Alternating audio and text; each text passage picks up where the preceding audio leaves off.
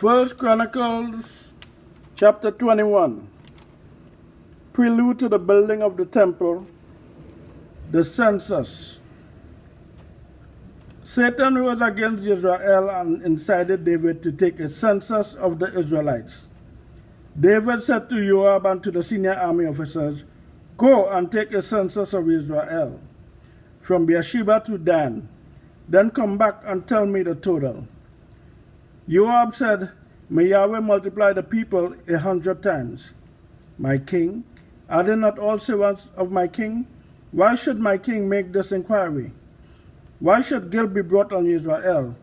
But the king enforced his order on Joab, and Joab went away, covered the whole of Israel, and then returned to Jerusalem. Joab gave David the figures for the census of the people. The whole of Israel numbered 1,100,000 men capable of drawing sword, and Yehuda 470,000 capable of drawing sword.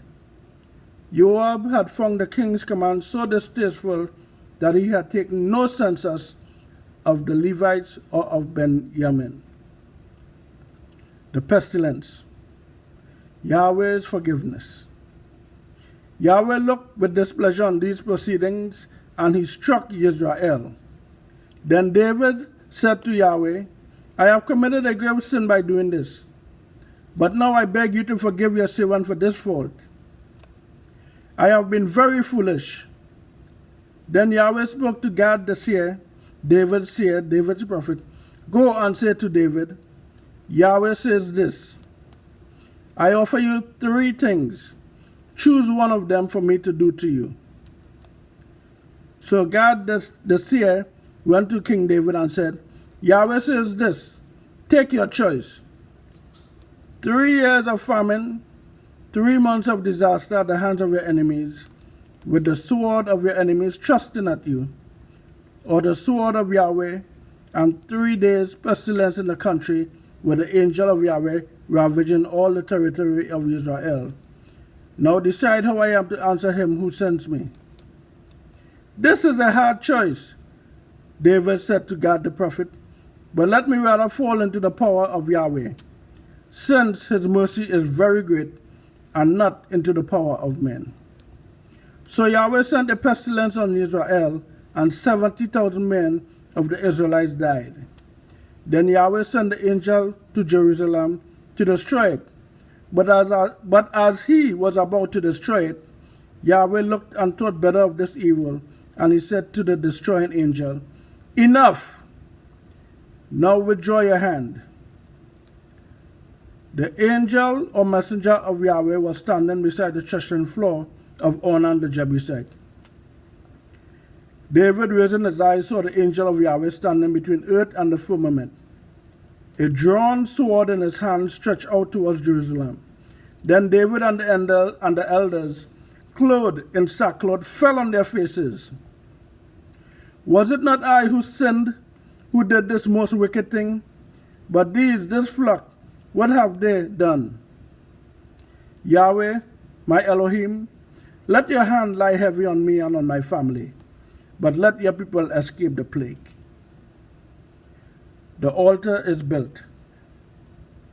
The angel or messenger of Yahweh then said to Gad the seer, "David must go up and erect an altar to Yahweh on the threshing floor of Ornan the Jebusite." So David went up at the word which Gad the seer had spoken in the name of Yahweh. Now Ornan, as he turned, had seen the angel, the messenger, and had hidden with his 4 sons. Ornan was threshing wheat when David came to him. Ornan looked down, saw David, came off the threshing floor, and with his face to the ground did respect to David. Then David said to Ornan, "Let me have the site of this threshing floor to build an altar to Yahweh. Let me have it at its full price, for then the plague will be turned away from the people." "Take it," Ornan said to David, "and let my lord the king do as he thinks right. Look, I will give you the oxen for holocaust, for burnt offering, the threshing sled for the wood, and the wheat for the oblation, for the wine and the bread offering. I give them all. But King David said to Ornan, No, I must buy it from you at the full price. I will not take for Yahweh what belongs to you. Offering, holocaust, burnt offering that cost me nothing. So King David gave Ornan 600 shekels of gold by weight for the site. King David built an altar there to Yahweh and offered burnt offering, holocaust, and communion sacrifices.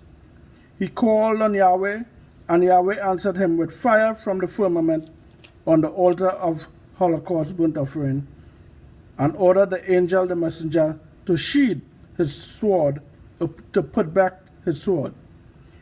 Then it was, seeing that Yahweh had answered him on the threshing floor of Ornan the Jebusite, that King David offered sacrifice there.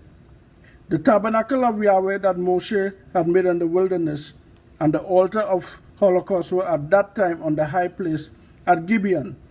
But King David had not been able to go into God's presence, into Yahweh's presence, there to consult him. So fearful was he of the sword of the angel of Yahweh. Here ended the reading of 1 Chronicles chapter 21. Hallelujah, hallelujah, hallelujah.